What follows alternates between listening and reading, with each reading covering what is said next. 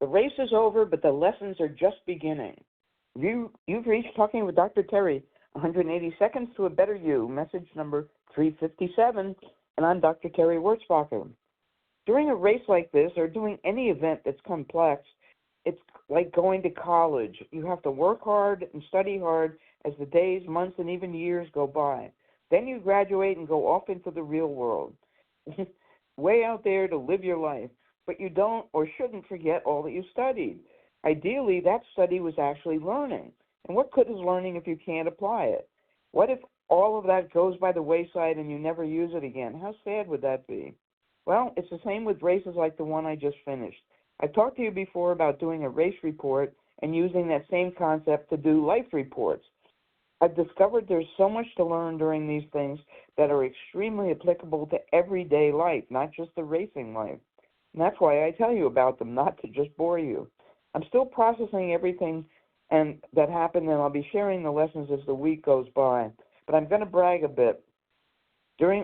Despite my tendon issue, I was able to finish with 162 miles, and that meant I was not only the oldest woman, but I had the most miles of all the women over 70 years old. I feel pretty good about that, but the highlight of the race was a young man who's about 7 feet tall asking me to sign his copy of Punched in the Mouth. What are the odds of that happening at a race like this?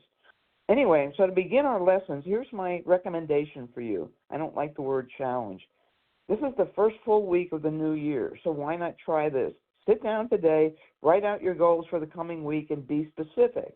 They can be simple things like reading 10 pages a day or even every other day. It could be grocery shopping, starting a project you have, maybe starting to clean up an area. My goals for this week are simple. Make it home, write my race report, grocery shopping, getting 7 to 8 hours of sleep, and most importantly, finishing the next edit of my book before it's ready to go to the developmental editor.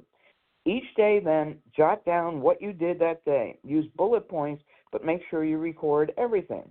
Next Sunday, look at that list and see what happened all week. Did you achieve those goals? If so, great. If not, what got in the way? Why didn't you do them? It's not a critical exercise. It's mainly to see how you adapted to what life put in your path. I'm sure you're thinking this is pretty stupid, and maybe it will be, but the most important thing I came away from during this race is that 6 days is a long time and anything can happen. How you feel about yourself isn't dependent on what happened or what you did or didn't achieve. It's about how you responded to what happened. Why not begin your education doing your own experiments such as this? Have a diamond day and a diamond week, everybody.